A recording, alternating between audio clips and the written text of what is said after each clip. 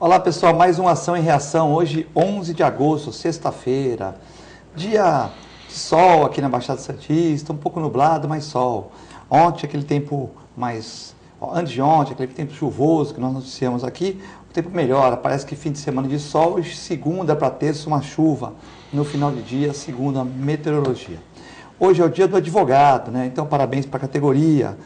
E segundo o presidente dos advogados de Santos, quem não estudar vai ser substituído pela máquina, né? Então, os advogados, que é essa classe valorosa da sociedade, né? Tem que estar sempre estudando, porque as leis vão sempre mudando, sempre tem jurisprudências, né? Então, é uma profissão que requer muito estudo.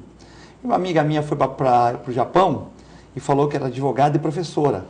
E causou, assim, um susto nos japoneses, porque lá os advogados, as demandas são menores, o curso jurídico é muito difícil, não que aqui não seja, mas para quem leva a sério é difícil também. O curso é muito difícil e eles são muito bem remunerados. E o professor, para ser professor também no Japão, é muito difícil e é muito bem remunerado. Então eles não entendiam como a pessoa podia ser duas coisas ao mesmo tempo. É como falar assim, olha, eu sou médico humano e também sou engenheiro e atuo nas duas frentes. Uma coisa que pode existir, mas é meio difícil, né? Então, o advogado aqui às vezes tem que ministrar aula, se virar, né? Mas no Japão é uma profissão assim muito referendada, assim como aqui no Brasil, mas lá existem poucos advogados e poucas demandas e eles são muito bem remunerados. Bom, nós temos aqui várias notícias, né? Escolas em Cubatão sem merenda, né? Mais um programa de Cubatão, onde nós tivemos aqui com o Cirino e com o Macaé, já discutimos aqui as dificuldades de Cubatão, né? E até falamos com o Ademar, mesmo a partir do governador, mesmo a partir do Aloysio Nunes, que é ministro, tem o Beto Mansur, que manda agora em Brasília, tem o Márcio França, vice-governador, tem que fazer, de uma certa maneira, né? Lógico que a nossa região foi a região que mais sofreu do estado de São Paulo por causa das indústrias, né? A agropecuária vai bem, mas a indústria ficou muito abalada. Ônibus é incendiado em Cubatão e parece que suspeita de represária a morte de 2 meliantes pelo BAEP. Projeto de calçadas é aprovado em Santos. E a região tem mais de 10 mil advogados. Hoje, para fazer o programa, contamos com a presença do advogado Aldo dos Santos Pinto, também comentarista aqui do Ação e Reação, e também o advogado Écio Lescrec, também comentarista aqui. Como hoje é dia ímpar, né? Nós vamos começar pela esquerda, então vamos começar pelo mais velho, Dr. Aldo dos Santos Pinto. Tudo bem, Aldo? Tudo bem, olá, Eduardo. Agradeço uma vez mais o convite que você fez, que a TV Com fez. Me sinto privilegiado porque hoje, no Dia do Advogado, estou eu aqui com a honrosa missão de participar e ajudar a construir esse programa.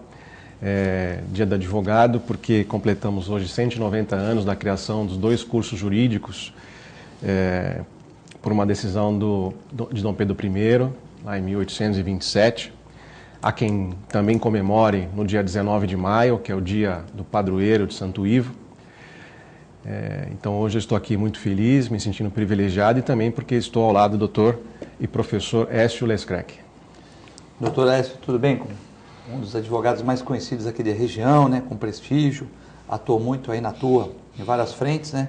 É um prazer ter você hoje no nosso programa, um advogado que foi secretário do Oswaldo Justo, secretário do Beto Mansur, enfim, que já prestou serviço na área política, sindical e no direito no dia a dia.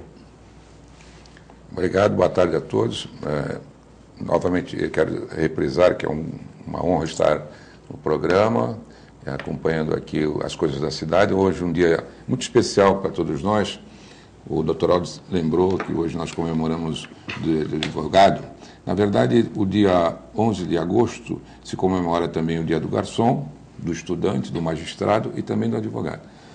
Do advogado porque a nossa categoria escolheu essa data porque há 190 anos atrás, então Dom Pedro I resolveu criar 2 faculdades no Brasil de cursos jurídicos, um em Olinda, em Pernambuco, e outro em São Paulo.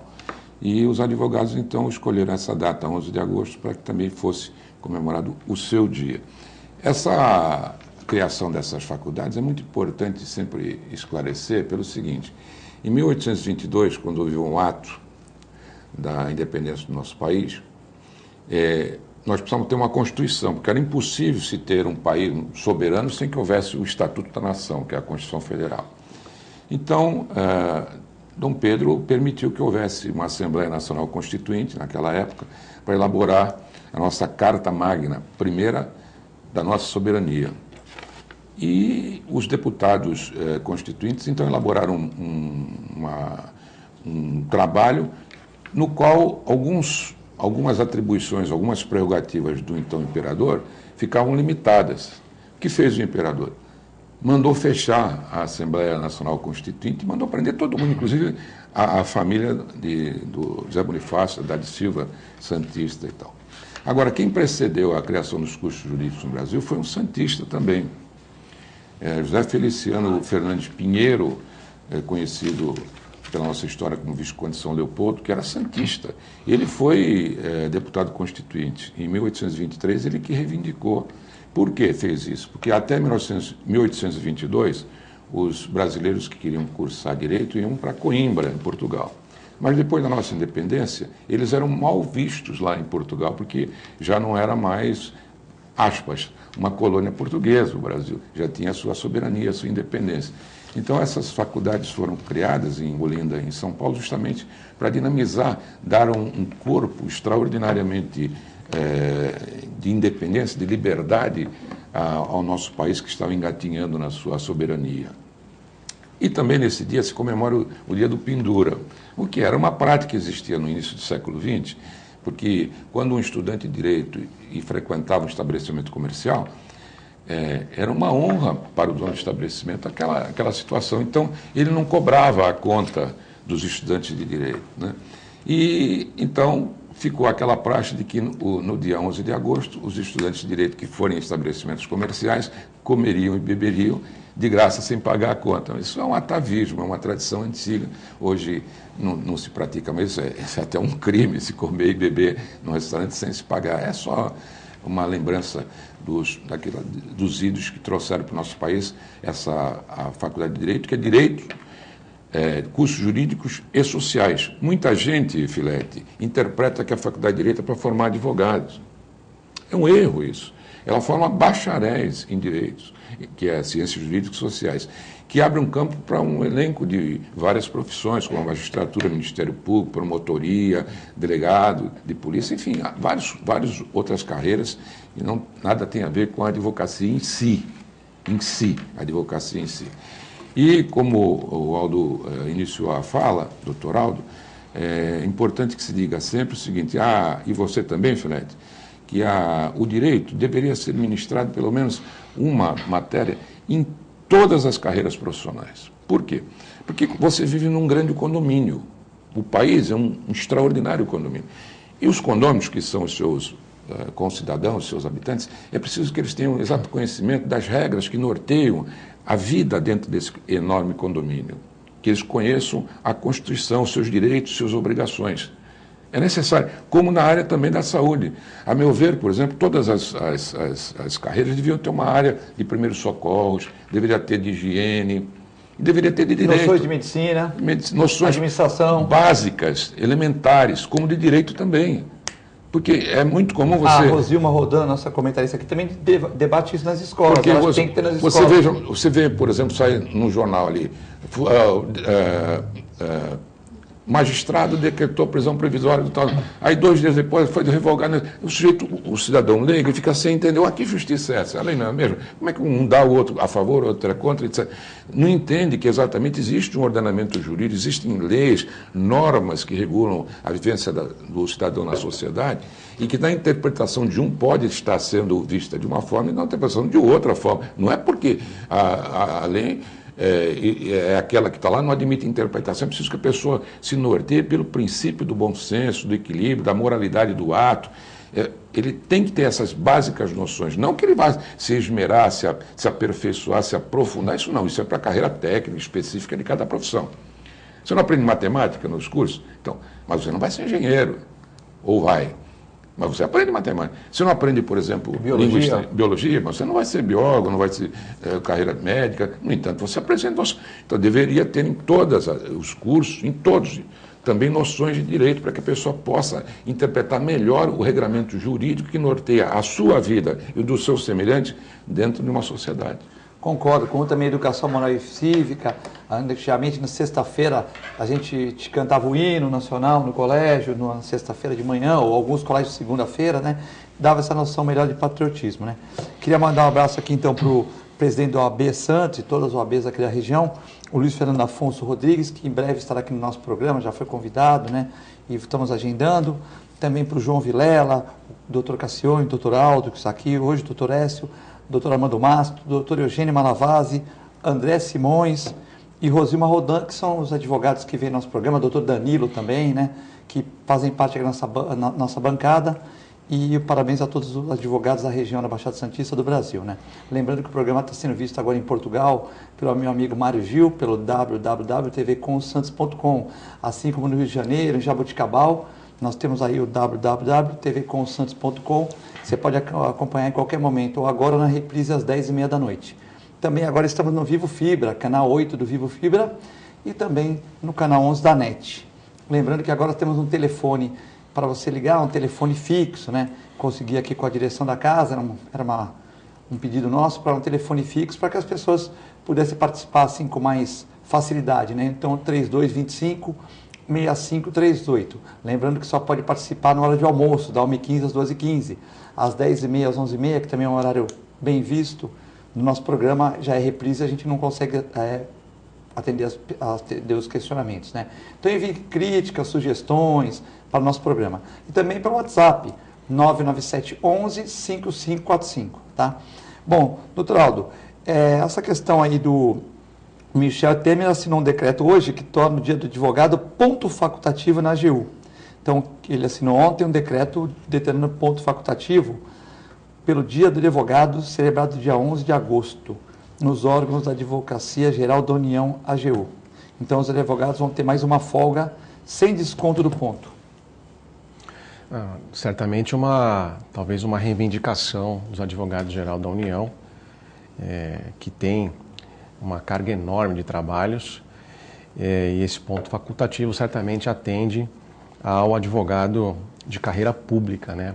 Eu, particularmente, não vejo com bons olhos um feriado num dia da justiça, porque nós já temos diversas paralisações e não são sincronizadas. Por exemplo, hoje, os tribunais regionais do trabalho não estão funcionando. TRT 15, TRT da 2ª região, que é a nossa região, mas o Tribunal de Justiça, ele está funcionando normalmente. Então, assim, quem está descansando hoje é aquele advogado que milita exclusivamente na área trabalhista. O advogado que milita na área civil, ele não está se beneficiando dessa situação, porque os prazos estão correndo normalmente, os fóruns do Tribunal de Justiça, ligados ao Tribunal de Justiça do Estado de São Paulo, estão funcionando normalmente. Então, para que isso pudesse alcançar de maneira igual a todos os advogados, porque hoje não é o dia do advogado que atua no TRT 15 ou que atua no TRT da 2ª região, essa situação, essa condição de fechamento ou não deveria ser igual para todos os tribunais, né? A minha opinião, eu não fico em cima do muro, a minha opinião é que eu não vejo com bons olhos o fechamento da justiça, porque atrapalha, na verdade, além de atrapalhar o advogado no seu dia a dia, atrapalha, na verdade, o cidadão que vive na expectativa de ver o seu direito reconhecido ou decidido. E nessa mesma solenidade, Filete, que você mencionou, onde o presidente da República, Michel Temer, anunciou esse ponto facultativo, a presidente do Supremo Tribunal Federal, ministra Carmen Lúcia, também esteve presente, e ela apresentou dados que nós temos que ter conhecimento, como, por exemplo, nós temos uma estimativa de 80 milhões de processos em andamento no Brasil. E aí, apenas pegando o gancho daquilo que o doutor Écio falou, em que todo cidadão deveria ter um conhecimento de como se portar dentro desse tabuleiro, dentro desse condomínio, quais são as regras do jogo de uma cidadania, talvez, com o prévio conhecimento, muitas demandas já seriam evitadas, porque a pessoa teria um discernimento melhor do seu bom senso e daquilo que é ou não o senso de justiça, porque com o conhecimento prévio de uma legislação, certamente as pessoas não buscariam aventuras jurídicas. Não estou dizendo que 80 milhões de processos sejam aventuras jurídicas, mas certamente há um grande número de processos que poderiam ser evitados se as pessoas tivessem um pouco mais de discernimento do seu bom senso e do conhecimento da justiça. Com certeza, aquele cara que fica escrevendo besteira dos outros no Facebook, aquele cara que acusa publicamente sem ter provas, já evitaria esses problemas que sabe que vai dar demanda judicial e se você chamar uma pessoa de ladrão ou de uma outra coisa, se você não puder provar, ele pode até ser, mas se você não tiver provas, você vai perder. Então, com esse conhecimento, as pessoas talvez diminuiriam o erro jurídico, né, dessas demandas de pequenas causas, grandes causas, que poderiam, de uma certa maneira, com conhecimento jurídico, como o doutor Écio, você falaram, e todos os advogados também orientam assim, diminuir essa demanda de 80 milhões de processos. Cada 3 pessoas que você vê na rua, um tem um processo na justiça, ou a favor ou contra ela, é isso? Basicamente isso. Basicamente isso, né? Bom, também temos aqui uma legislação, Écio, há muito tempo, projeto para padronizar calçadas é aprovado em Santos. Após tramitar por 2 anos na Câmara de Santos, os vereadores aprovaram nesta noite de ontem a redação final de um projeto de lei complementar que trata da padronização e reforma e conservação das calçadas de Santos. Embora não fosse surpresa, a matéria aprovada de autoria do Executivo, ficou evidente a falta de sintonia entre os integrantes da base aliada e a falta de jogo de cintura para superar empates levantados pelos governistas. A mostra disso ocorreu durante a discussão da emenda apresentada pelo vereador Fabrício Cardoso, do PSB, legenda que apoia a atual situação, para suprir o parágrafo da proposta que estipula multa sem limites aos proprietários dos imóveis que deixam as calçadas com problemas. A matéria prevê sanção inicial de R$ 2.000 a R$ 2.500 por mês até o conserto do passeio. O vereador Antônio Carlos Banha Joaquim sugeriu que a discussão fosse adiada, mas o pedido foi negado pela Comissão Permanente de Justiça. Para Banha, a ideia de Cardoso é correta para evitar injustiça. Temos uma lei que concede uma isenção de IPTU na cidade para residências de até um valor determinado. Essas pessoas precisam estar fora dessa conta. A prefeitura não precisa desse dinheiro, temos que corrigir essas distorções. Então é complicado, porque muita gente entende que a prefeitura que tem que ser responsável pelas calçadas. Até pouco tempo a prefeitura estava multando as calçadas, a pessoa gasta o dinheiro para reformar, agora se padroniza, ela vai gastar o dinheiro de novo. De repente a pessoa tem uma calçada boa, né, e tem que fazer uma padronização. Essa lei é meio complexa, né? Então eu queria que o Écio e o Aldo comentassem. Eu entendo que a melhor calçada, na minha opinião, e você pode ligar agora e comentar, é de concreto, né, de cimento, porque ela é mais fácil, ela evita a pessoa escorregar de uma certa maneira e é mais barata. Agora, um põe de piso, o outro põe de caquinho, o outro pega o piso que sobrou da casa dele e põe, então na chuva fica escorregadio. Também é muito complexo, né? Então essa questão das calçadas, principalmente pelos cadeirantes, né, é bem complicada essa questão, né, Écio? Veja, o Filete, me lembrou que algum tempo atrás existia uma ideia de se padronizar, pelo menos na chamada orla turística, as calçadas usando aquele mosaico do tipo Copacabana, ou seja, imitando ondas, até porque Santos, reconhecidamente na cidade turística, apesar de abrigar aqui o maior porto da América Latina, tem essa vocação extraordinária, tem 7,5 km de praia, de jardins, então ficaria muito bonito. Você se recorda disso? Acho que Sim. Todos recordam disso, né? Existia aquela tendência de se colocar, sempre que se substituísse a calçada antiga pela nova, tivesse a reforma, se colocasse aqueles, não sei se chama-se mosaico, aqueles ladrilhos, imitando ondas, chamado Copacabana. Um grande estrago se tem nas calçadas, e eu também sou vítima disso. Eu moro numa esquina, numa casa, tem muitas árvores, e árvores antigas. Muitas delas são, até como disse o paisagista Oswaldo essa semana, Oswaldo Casasco, que muitas dessas árvores são exóticas, elas não são originárias do nosso país, mas elas estão aqui, se incorporaram ao paisagismo da nossa cidade, mas não são brasileiras, né? Como, por exemplo, o chapéu de sol, que é atacado por esse erva de passarinho, que isso é uma praga, que é preciso que se corte os galhos para evitar Proliferação, e apodrecimento dos vegetais. Mas as raízes são as maiores causadoras das danificações do calçamento. Por quê? Porque o cidadão, como no meu caso, organiza, deixa a sua casa arrumadinha, a sua calçada e tal, mas ele não pode impedir que a mãe natureza exerça a sua influência maior, que é o crescimento das raízes daquelas árvores, que são algumas até quase centenárias, né? E aí tem que cortar a raiz. Como vai cortar a raiz? Sem conhecimento, né? Sem material. Né? Cortar. Aí o que acontece? Ele vai arrumar a calçada daqui um pouco, aí 4, 5 meses, 6 meses, novamente os azulejos, os pisos, os mosaicos começam a criar ondulações, porque as raízes vão crescendo novamente e vai quebrando as calçadas, normalmente cumprindo a sua função absolutamente normal e esperada, aguardada. Lá vai ter que o morador fazer novamente a reforma das suas calçadas. Eu estava vendo que você leu uma questão do banho, dizendo que esse assunto deveria ter uma discussão ainda maior. Até o Brás aqui, se você me permite, punição de 2.000 é significativa. Ela não pode ser apenas função de repressiva, mas pedagógica. Muita gente vai perder seu imóvel por não conseguir pagar 2.000 por mês até arrumar. Quer dizer, é um absurdo, né?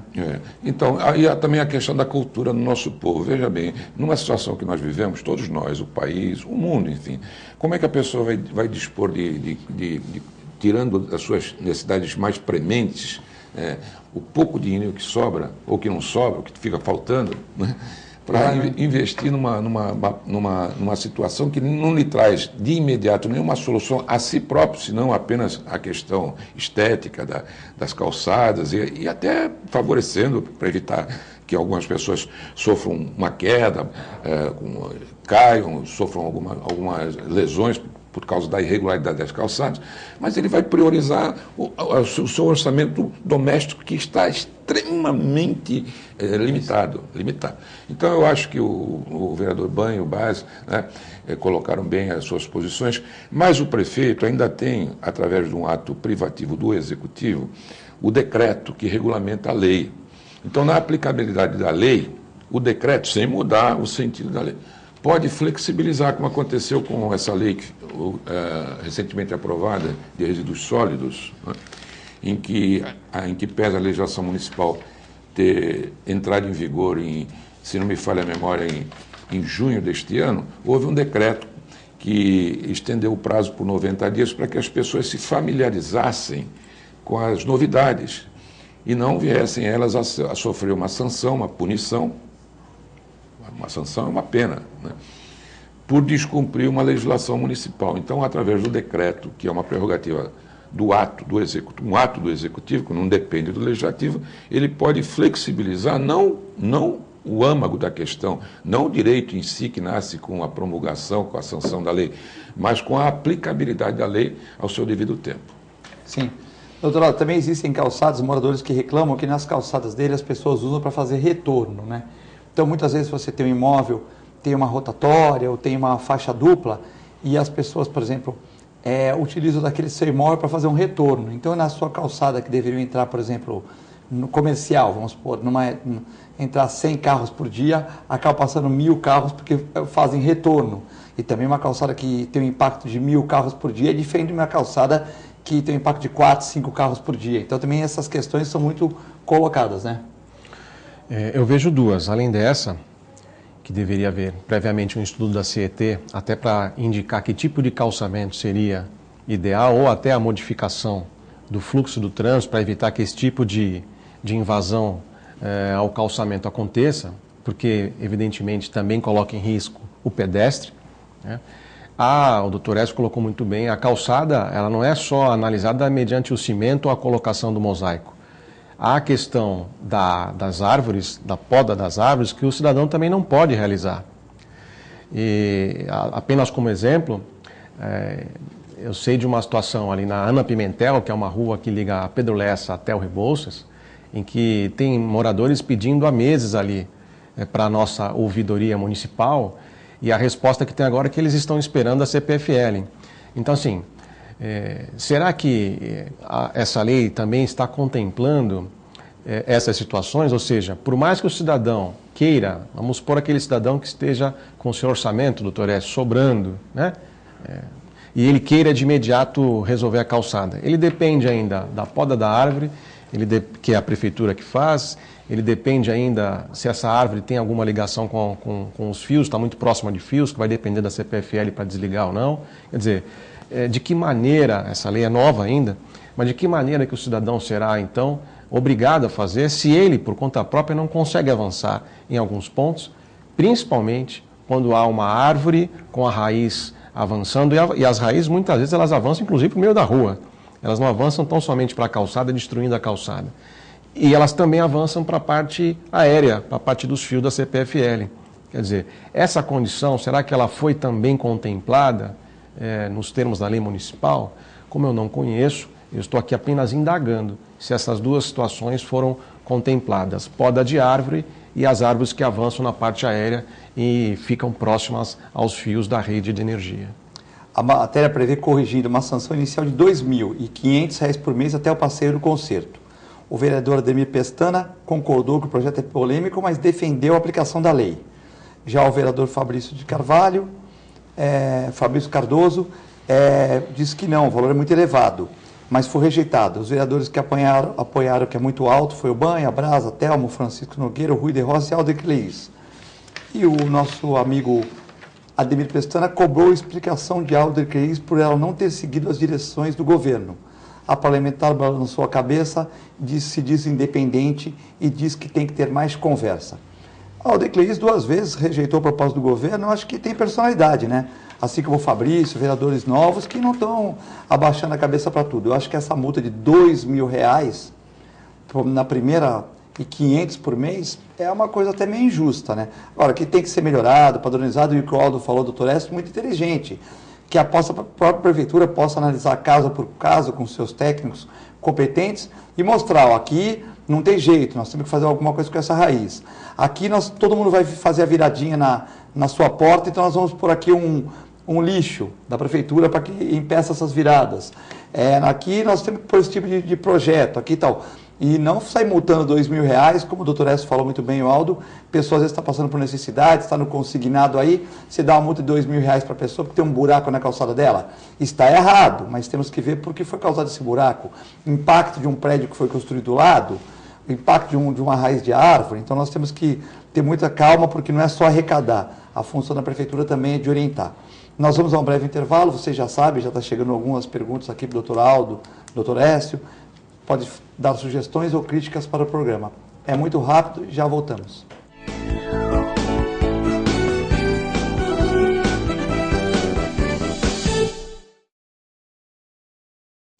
Com o objetivo de atender cada vez melhor, o Plano de Saúde Santa Casa oferece a você e a sua família uma ampla rede de atendimento em Santos, São Vicente, Praia Grande, Cubatão e Guarujá. Além de contar com a melhor equipe médica e multiprofissional do litoral paulista. Plano de Saúde Santa Casa de Santos. O melhor atendimento em plano de saúde. 3226-6200. APO Planos Odontológicos Empresariais, cuidando da saúde bucal de seus funcionários, com mais de 200 dentistas credenciados e cobertura em todo o território nacional. Central de atendimento exclusiva, planos extensivos à família, controle de qualidade permanente e liberação online de vários procedimentos. Faça como as grandes empresas da região e contrate o plano de saúde empresarial da APO. Atendemos empresas a partir de 3 funcionários. Em Santos, ligue 2104-4000 ou acesse apoodonto.com.br. Sindicato dos Trabalhadores Municipais de Praia Grande, há mais de 20 anos levando aos seus associados planos de saúde e convênios, assistência odontológica e jurídica, curso de capacitação e outros benefícios, dando aos servidores melhores condições de trabalho e qualidade de vida. Para mais informações, acesse o site www.sindicatopraiagrande.org.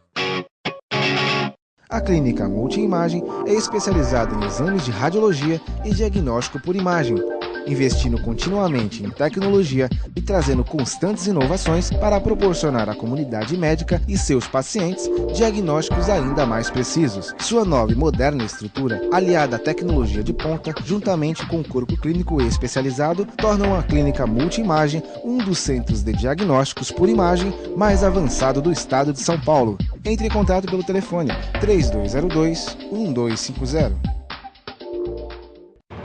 Sintracomos, um sindicato forte a serviço do trabalhador. Este é o Sindicato dos Trabalhadores nas Indústrias da Construção Civil, Montagem e Manutenção Industrial e do Mobiliário de Santos, Cubatão, Guarujá, São Vicente, Praia Grande, Mongaguá, Itanhaém, Peruíbe e Bertioga. Associe-se ao Sintracomos e faça parte da nossa família. Administração, Presidente Macaé Marcos Braz de Oliveira. A melhor programação, RVD. Mande a sua mensagem para o nosso WhatsApp 13 997 72 8946. Peça sua música, mande seu recado e concorra a muitos prêmios. Rádio RVD, música e esporte para você.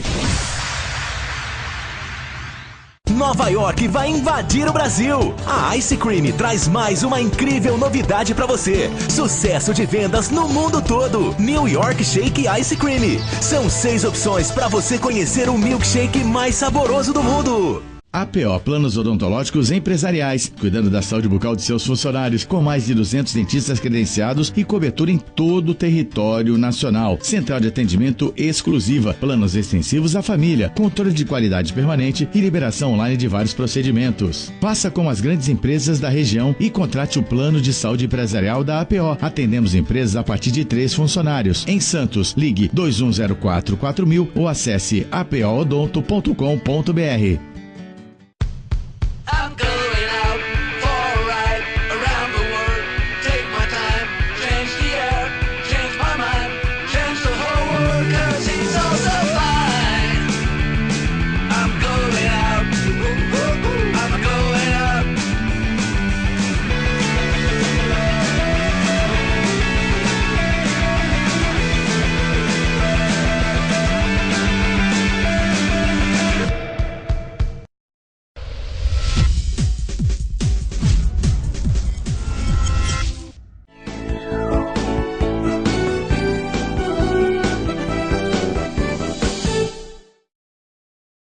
Estamos de volta no segundo bloco do Ação e Reação, nesta sexta-feira, final de semana chegando. Diz que vai ser um final de semana de sol aqui na Baixada Santista, né? Quem diz é meteorologia, não é o filete não tenho estudo para isso. Saiu, a gente lê pelos sites, né? Vem aqui e passa a matéria. Se chover, não fica bravo comigo não, mas as matérias estão falando que vai fazer sol. Dia 11 de agosto, sexta-feira, hoje com os convidados Aldo Santos Pinto e Écio Screck, representando a categoria dos advogados do Brasil, daqui da nossa Baixada Santista, né? E o doutor Danilo, que já foi citado aqui no programa, cumprimentando que está vendo o programa. Parabéns, doutor Danilo, professor da Unisanta, né? Estamos aqui almoçando, trabalhando. Danilo almoça e trabalha, entendeu? E a vida do advogado é dura mesmo. Já mandando umas piadinhas aqui de advogado, que ninguém acha advogado santo, mas querem que faça milagre, é isso, Aldo? É o que estão mandando aqui para mim, entendeu? Essas brincadeiras aí são complicadas. Alguns advogados brincam e outros não gostam. Então, bom, temos aqui também o Durval Capo Filho vendo o programa, parabenizando os 2 advogados e a categoria. Entendeu? A Ana Maria está brincando com o programa. O Osmar falando que o programa está ótimo, estamos vendo aqui no Imbaré. E o nosso Uriel Vilas Boas, a OAB precisa tomar uma atitude em relação às jogadas dos parlamentares, em relação à legislação eleitoral, né? Então, a OAB que tem se manifestado em algumas questões, Écio. O Uriel Vilas Boas, que também é advogado, parabéns para o Uriel, né? Do Campo Grande, ele comenta que a OAB tem que tratar essa questão eleitoral. Veja só, ainda ontem a comissão especial da Câmara estava votando a reforma eleitoral, né? Priorizando o voto no candidato e não no partido. Isso daí é uma contramão da história das grandes nações. Nas grandes nações, o parlamento se impõe pela fisionomia dos partidos que compõem a democracia dessas nações, né? Então, votar que se eleger aqueles que são mais votados, independentemente do partido, é desprezar, então, os programas partidários e tal. Quer dizer, o nosso país tem uma cultura um pouco diferente. Outro dia eu estava falando fazendo um comentário com o secretário municipal do Ambiente, Márcio Libório, a respeito dessa nova legislação sobre resíduos sólidos numa loja maçônica, na loja Prefeito Oswaldo Justo, e de implementação, como o povo teria a cultura. E eu disse a ele, olha, secretário, me ocorreu um fato curioso, nas redes sociais foi divulgado que um brasileiro estava em Oslo, numa estação de metrô, e que ele ficou admirado porque existiam umas catracas congestionadas, cheias de transeuntes, e uma outra catraca sem nenhum movimento, vazia. Ele perguntou então à pessoa que orientava os transeuntes na estação do metrô qual a razão de aquelas catracas estarem congestionadas e uma isolada, sem ninguém.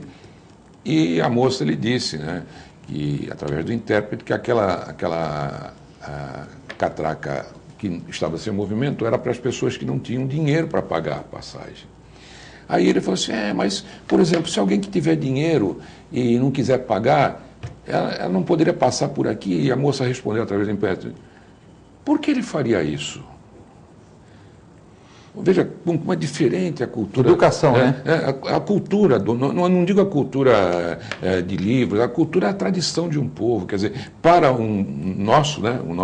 O cara teria vergonha de ele ter dinheiro o camarada, e passar. Vergonha para ele seria pagar, ter dinheiro no bolso. Preferia passar pela catraca de isenção, né, gratuita.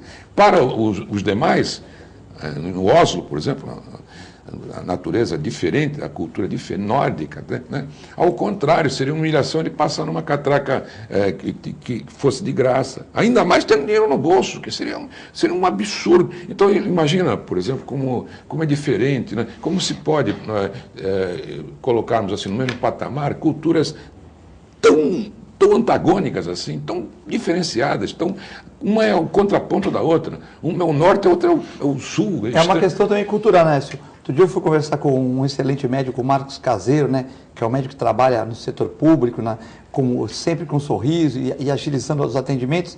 E eu faço um trabalho de pesquisa com ele sobre parasitologia, né? Nós apresentamos no Chile e tal. E eu fui conversar e ele estava no CRAIDS. Aí eu falei, tá bom, eu vou aí falar contigo, antes aqui da TV Com. Aí as pessoas ficaram preocupadas, mas vamos pensar que você está com uma DST? Eu falei, pode pensar o que quiser, pode pensar o que quiser, mas eu não estou, eu vou lá, qual o problema? Eu pago imposto, eu vou lá. E se eu precisasse tomar uma injeção para uma infecção, que só tivesse, sei lá, né? Aí eu fui lá conversar com ele, e eu entrei lá, conversei com todo mundo, dando risada, tal. Tinha umas pessoas lá aí que estavam com AIDS, outros com hepatite, né? A gente não sabe, mas a gente vê pelo jeito, tal, né? Da pessoa muito magra, e alguns nem ficam tão magros assim, tal. Eu entrei lá normal, mas as pessoas ficaram, quando eu comentei que ia lá falar com ele, poxa, mas podem te ver lá, e o caramba, então eu falei, podem me ver lá, como podem não me ver, né? Então as pessoas também têm essa cultura de achar que, por exemplo, você tem um carro bonito, você é mais rico. Às vezes o cara está pagando carro à prestação, mas tem um carrão, acha que é rico. No Brasil nós temos essa preocupação com o que as pessoas têm, essa preocupação de você entrar num lugar e achar que você, vamos supor, pode estar com alguma doença, certo? Nós temos muito essa preocupação, né, Écio? Então, eu citei esse exemplo para dizer da diferença de cultura, porque as grandes nações, né, então o parlamento dessas grandes nações é composto por partidos fortes, não no personalismo de seus deputados, seus senadores, não. As instituições. Pelos partidos fortes. Nós temos uma cultura, se você andar na rua e perguntar, eu não me preocupo com o partido, eu voto no candidato. Ele acha que assim procedendo, ele está, digamos assim, contribuindo para o aperfeiçoamento das nossas instituições. Não, ele está contribuindo para o personalismo das instituições. Sim, mas será que as nossas instituições também não estão fracas, os nossos partidos, que hoje você não sabe a diferença do PMDB para o PSDB, para o PSB, você sabe que tem o PT, o PSU, a rede, que são mais ou menos de esquerda, meio radical. O resto é tudo mais ou menos igual, né? Você pega assim, Écio, você que é um estudioso, qual a diferença do PMDB para o PSDB hoje e para o o PDT mesmo, o PDT e para a sustentabilidade. Veja você, quando o PSDB ganhou uma identidade própria como partido, eu era presidente do PMDB de Santos. Sim. Muito bem. Então, o PSDB era parte do PMDB. Foi uma dissidência do PMDB, O que aconteceu foi o seguinte, quando houve a Assembleia Nacional Constituinte, o PMDB tinha o Dr. Luiz Guimarães na presidência e o deputado Mário Covas, né, naquela época, senador Mário Covas como líder. Ele achou, uma parte do PMDB achou, que o partido estava indo para o centro. Existia um deputado chamado Roberto Cardoso Alves, já falecido, que liderava o chamado Centrão. Então, naquelas, aspas, conquistas sociais mais avançadas, eles achavam que havia um freio. Então, eles deliberaram o seguinte, não vamos ficar mais no PMDB, porque o PMDB está indo para o centro, está vendo com o Centrão. Nós somos a esquerda do PMDB, então nós vamos fundar um partido mais socialista, por isso, Partido da Social-Democracia, quer dizer, um avanço a mais. Bom, o que aconteceu? Quando eles se elegeram presidente da República, o Fernando Henrique Cardoso, eles levaram exatamente o Centrão para vice, com o Maciel. Né? Então, você perdeu a ideologia. Quer dizer, na verdade, eles saíram do PMDB porque o PMDB estava indo para o centro, e depois eles se casaram justamente com o Centrão no primeiro e segundo governos do ex-presidente Fernando Henrique Cardoso. Né? Bom, então, hoje eles passaram para a direita extrema, com o DEM, né? E se uniram com o centro do PMDB, à direita do PMDB. Veja bem. Então, para poder dar o que chamam de esse recurso parlamentar para destituir uma forma de governo que não era do interesse nem da classe média nem da elite dominante. Isso é muito importante, as pessoas ficam imaginando como é que funciona, você falou das instituições brasileiras, é assim, não são as instituições que funcionam, são as classes sociais que impõem a condição. Se um partido, por exemplo, tiver representação popular, na sua abrangência, ele ganha eleição. Mas os representantes das elites, sobretudo da classe média, não querem aquele padrão de governo. Outro dia nós estávamos discutindo, inclusive, numa rádio, recentemente, sobre esse aspecto. É importante isso. Veja bem, eu me considero da classe média. Eu tenho onde morar? Tenho. Não preciso do projeto Minha Casa Minha Vida. Eu tenho convênio médico? Tenho. Não preciso de mais médicos. Eu tenho condição de colocar meus filhos no colégio pago, etc., universidade paga. Não preciso do ProUni, Pronatec. Tem um carro? Eu preciso de carro, eu tenho 2, 3 carros. Não preciso. Ao contrário, o projeto Minha Casa Minha Vida até me atrapalha. Por quê? Porque eu tenho um imóvel alugado, com menos que o valor do aluguel, o cidadão, meu inquilino, compra uma casa para ele. Além de eu perder o meu inquilino, ter que pagar IPTU e condomínio com imóvel desocupado, ainda há uma queda no valor da locação, porque fica mais oferta dos imóveis alugados do que a procura. Né? Sim, sim. Então, por que o governo vai gastar dinheiro com isso se isso não me corresponde? Por que vai pegar a parte do orçamento, dar para a nossa casa, a nossa vida? Para que Bolsa Família? Para que farmácia popular? Eu não preciso nada disso, eu não quero nada disso, não preciso nada. Só que eu estou olhando para o meu próprio umbigo, né? Porque 66% da população precisam disso. Então, numa política social, numa política que busca a diminuição entre os extremos da pobreza e da riqueza, né? É preciso que isso vá para frente. Mas isso contamina uma classe que, noutrora, foi uma classe pobre, que é a classe média. A classe média é uma classe complicada. Você pega um condomínio de apartamentos, você pode ver isso aí. Veja isso, eu vejo ao lado da minha casa. Então, se um cidadão compra um carro novo, a vizinha fala para o marido, olha, ele já está com o carro do ano. Eu fui no salão de beleza na esquina, né? A minha vizinha já foi com vestido novo, eu ainda estou indo com vestido antigo. Quando ele vê o cidadão mais baixo começar a se aproximar dele, ele acha que ele está ficando pobre. Não. Ele não está ficando pobre. O outro é que está melhorando a vida, né? Como disse a Danusa Leão outro dia, depois ela tentou se corrigir, ela disse assim, olha, uma vez por mês eu vou com meus amigos para a França, tomo um vinho lá, como um queijinho e tal, numa boa. Agora eu fico meio preocupada. Sabe por quê? Porque o zelador do meu prédio já tem um carro. Daqui a um pouco é capaz de encontrar com ele lá na França. E qual é o problema? Não, ele veio do norte, ele é mulato, ele não tem mais do que o curso primário, ele é um zelador. Quer dizer, de uma só tacada, ela criou um preconceito contra o nordestino, contra o pardo, contra a etnia, contra a classe menos favorecida financeiramente. E contra o cara melhorar de vida, que é o pior, depois né? ele tentou se corrigir, né? Falou assim, não, você vai continuar fazendo isso. Ele é que está tendo o direito, pelos padrões, numa política social mais abrangente, de ter um pouquinho, melhorar a sua condição de vida. Mas esse padrão não interessa à classe média. Falou, eu pago os impostos, eu pago quase uma Mercedes-Benz por ano de imposto de renda, para que vai dar dinheiro para nossa casa, minha vida, para a Bolsa Família? Está jogando meu dinheiro fora? Né? Se eu pensar apenas no meu umbigo, eu tenho toda a razão. Mas essa pessoa também vai trabalhar nas empresas, você vai ter menos gente na rua, e é uma questão social. Né? Essa questão, esse padrão social é que a classe dominante, pela tradição da nossa cultura e tal, não aceita. O pobre é para ser pobre no padrão social, no padrão, na história do nosso país. É para ser pobre, não é para ser rico, não. Não é para ter uma condição de vida melhor, porque amanhã depois cria um problema. Você fala, pô, o meu filho acabou tendo o mesmo estudo que o filho da minha empregada, amanhã o filho da minha empregada consegue passar num concurso público, o meu não. Eu tenho que estudar, pô. Então, aí que está. Aí ele está tirando a concorrência, está mais próxima de quem tem a condição de aquele que não tinha. Isso é bom para quem não tinha, mas é mal para quem tinha. Porque cria uma concorrência para ele indigesta. Né? Mas o filho da empregada passou no Enem, o filho do patrão não passou. Então ficou uma criação. Eu estou preocupado com isso. Amanhã o meu filho vai ser empregado do filho da empregada.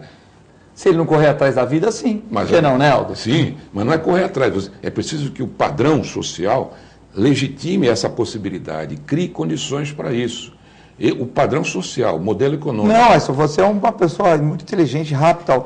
A questão é que eu acho que as pessoas da população, Aldo, não conseguem definir. Veja bem, você é uma pessoa estudioso, é um tigre do PMDB, é um dinossauro, como as pessoas falam, teve desde da época do partido, conhece tudo. Mas você chegar para uma pessoa na rua, uma pessoa de classe alta, média, classe mais simples, fala assim, qual a diferença do PMDB para o PSDB? Eles não vão saber descrever isso que você falou, que o PSDB foi uma dissidência do PMDB, que um é padrão mais socialista, mas foi para o meio. Fala, não, para mim é tudo igual, pô. Eu vejo lá o Temer, eu vejo lá o Aloysio, é tudo igual. A pessoa não entende, a pessoa não era igual a Arena e MDB. A Arena é direita, tal, e MDB é esquerda. Não tem mais isso, tem tantos partidos que nós já perdemos as referências. Né, não é direita nem esquerda, só um adendo, só para eu não terminei o raciocínio. Eu quis dizer assim, a pessoa do povo, a pessoa do povo não, uma pessoa... A quem interessa que o povo não tenha esse conhecimento? A quem interessa? A quem quer ser... A elite dominante. A elite dominante. Então, que não quer que você vote no partido, no programa, quer que vote quanto nele. menos o povo souber a respeito do que é uma coisa e o que é outra coisa, melhor para quem está no governo, no poder.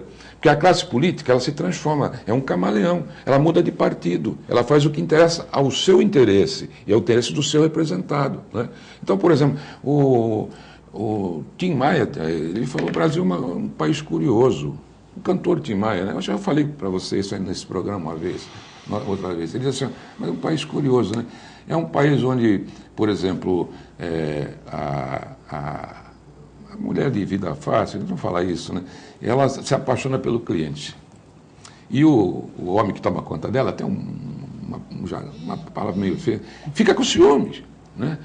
E que o pobre vota no candidato rico, e o empregado vota no candidato do patrão. Quer dizer, por que razão, né? É estranho isso, quer dizer, não há muita identidade. Quando há, o que eles fazem para tirar esse padrão do governo?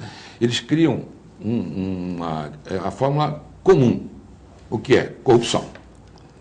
Porque corrupção é sinal de quê? De roubo, de fraude, bandiagem. Então, você quer tirar alguém de lá? Vai tirar como? É corrupção. É corrupção, empreguismo, corrupção, dinheiro guardado no exterior, isso e aquilo. Não importa se é verdade ou mentira. Joga lá, joga lama. Você passa num dia inteiro no banco, tem uma gota de lama. Depois de uma semana, o cara passa perto de vocês, vê todo lameado. Fala que ele está todo lameado. Cada dia jogou uma gotinha de sujeira nele. Né? Então, isso é que se faz. E eles impedem que a classe dominante impede que tem pouco, o pobre não tem acesso aos meios de informação. Ele tem acesso às informações que são canalizadas para ele, que normalmente vem de grupos financeiros, o grupo econômico tem interesse na manutenção do status quo, quer dizer, a coisa assim. Por isso eles não gostam de eleição, têm medo de eleição. Né? Ou seja, eles querem eleição com democracia a favor dos seus interesses.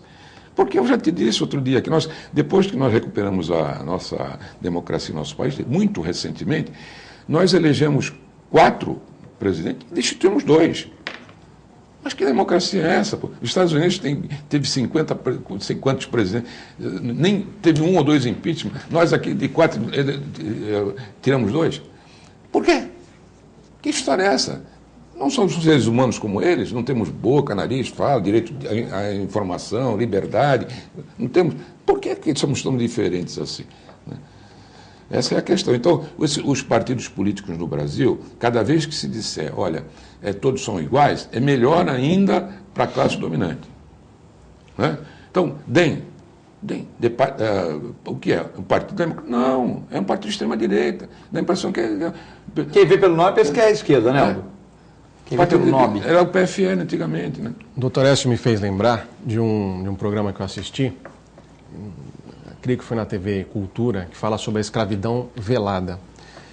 Há quem diga que a escravidão ainda existe. Ela existe porque a classe dominante, ou a quais interesses nós não sabemos ainda o porquê, não investe de maneira eficaz na educação, no acesso à educação.